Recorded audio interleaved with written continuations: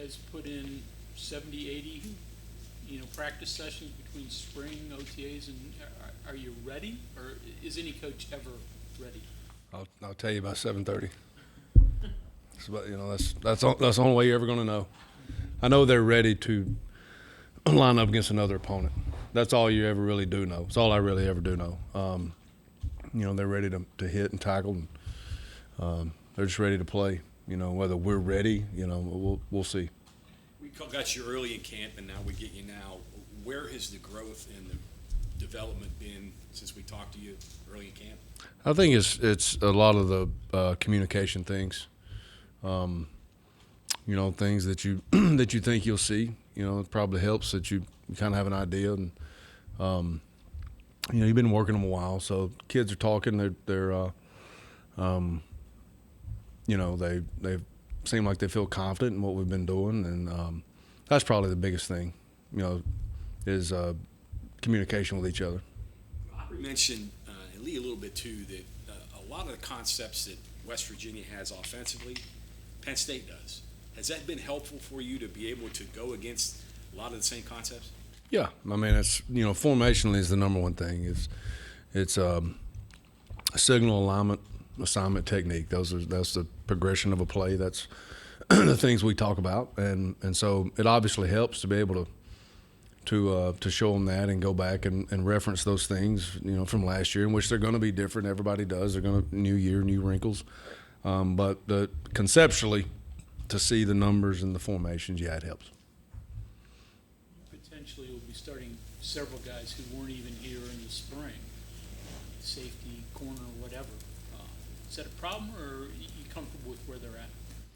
Yeah, I mean, there's I mentioned this, I believe the last press conference was a little bit different approach to the portal side of things this year, and you felt like you had a better evaluation of what you were actually recruiting. And we'll feel better about it. Whether that makes them more ready than not, we'll see. But do feel better about it.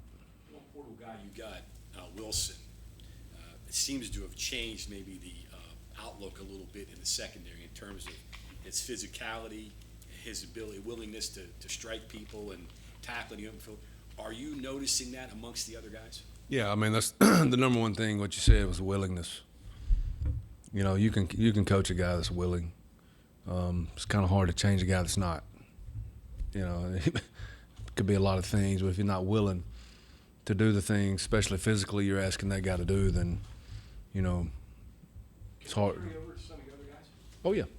Because you have guys like Aubrey Burke stepping up and becoming a leader and things like that, has it kind of made your job a little bit easier in a way throughout this offseason and this year now, because you have maybe more leadership to rely on, even though you did have some?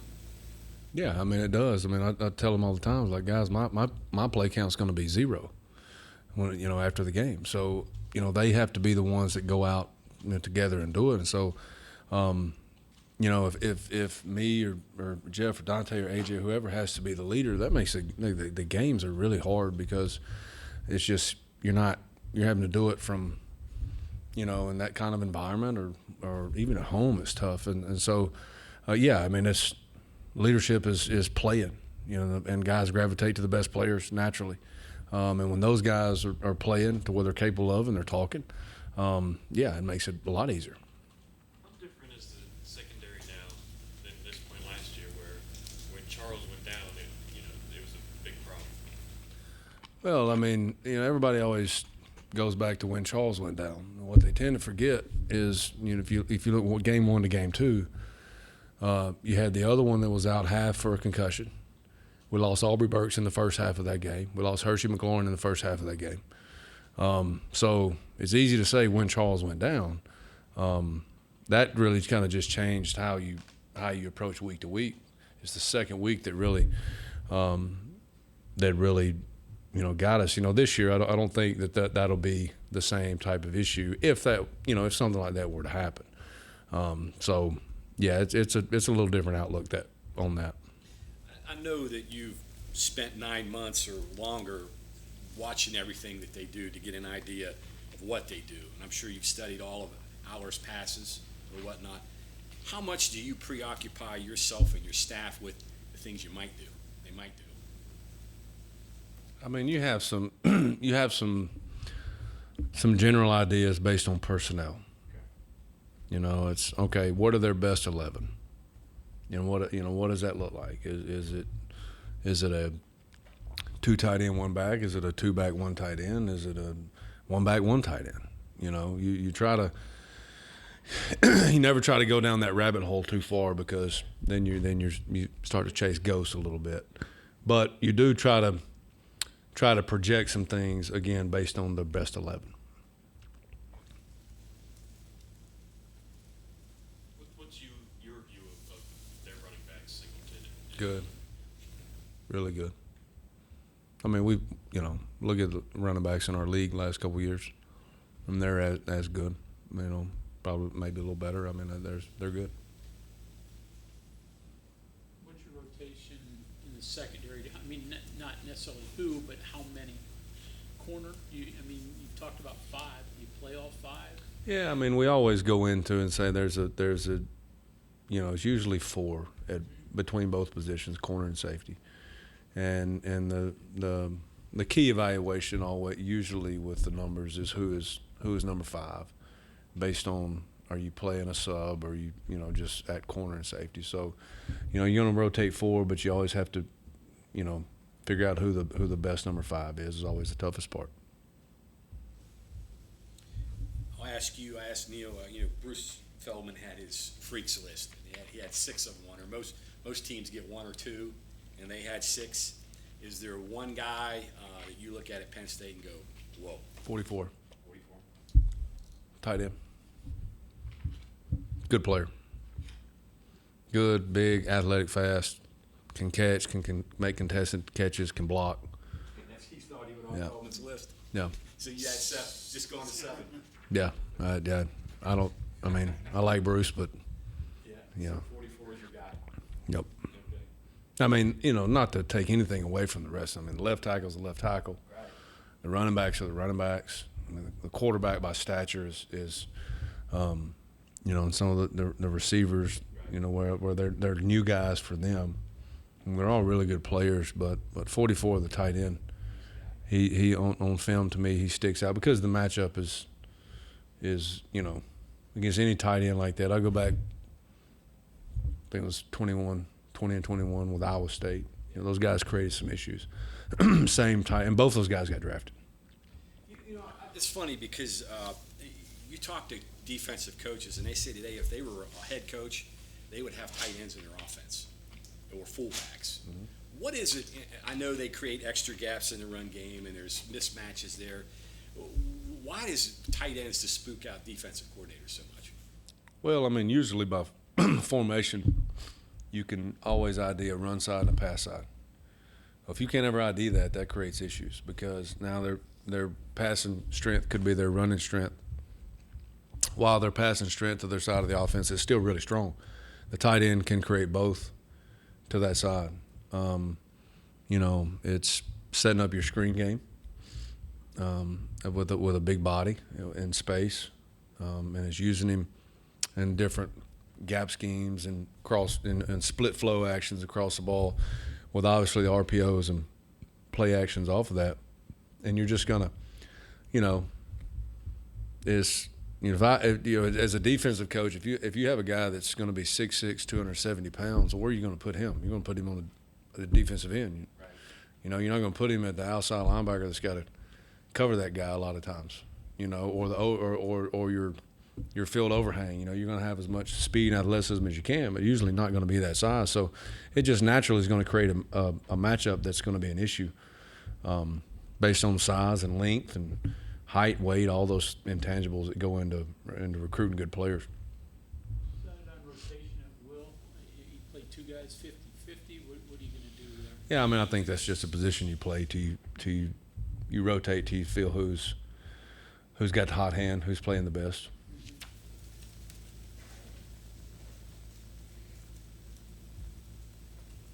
How do you, on defense, how does the noise, the atmosphere, how does that affect defensively? Because we've talked about, offense. I mean, I would, Penn State's got a lot of tradition. I would like to think that their fans wouldn't hinder their own offense. So I don't think it's as big of an issue as it is for our offense, but hey, if they do, we got to deal with it. Is there any type of either having it be an advantage for you guys or something even in schematically that you use when you have a quarterback that you're facing that isn't as experienced, even though it's going to be his home stadium? He's not dealt with this either. Yeah, I mean, you go into it, and the quarterback they had last year really created a lot of things for them off of pressure and off of pass rush.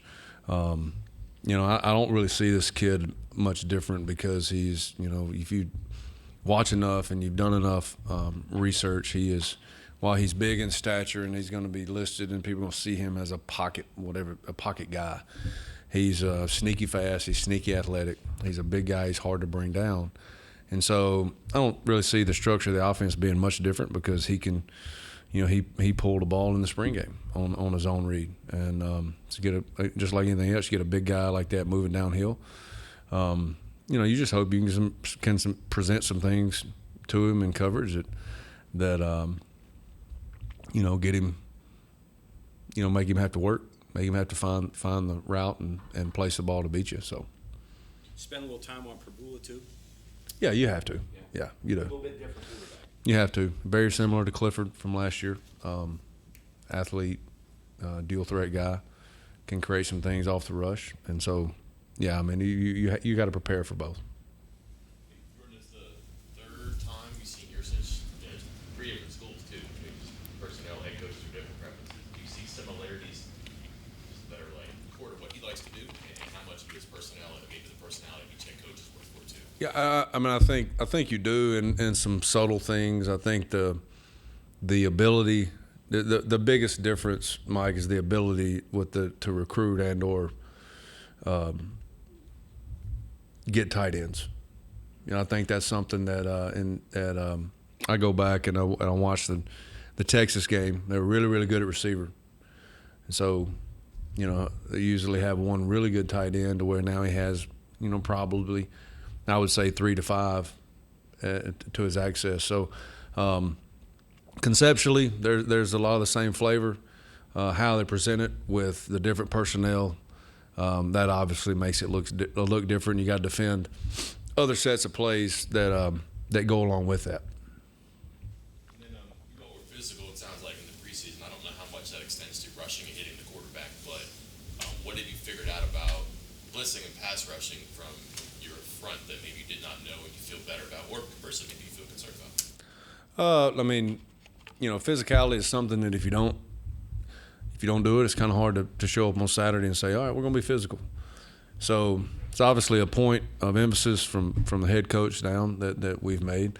That's it's really hard to tell the question you ask when you're not going live on your own quarterback. So, but the overall physicality. I mean, I like what we've done as far as making an emphasis where we're at up to this point. But you gotta go out 7:30 and do it. But if you don't train that way, you're never going to get in that mode. As far as like going into pass rush, blitzing, things like that? Yeah. I mean, you have to do it. You have to work it the best you can. It's like it ain't no different than tackling. You got to find ways to creatively, tackle. We've probably tackled more than we ever have. You can't go out there and do it every day full speed. Just like when you line up a blitz period against our offense and our quarterbacks, it's the working edges and the twists and all those things that you see are physical. But at the point of contact with the quarterback, you're obviously not going to know that till you get to live game situation. Okay, thank you very much, Coach. Thanks, guys.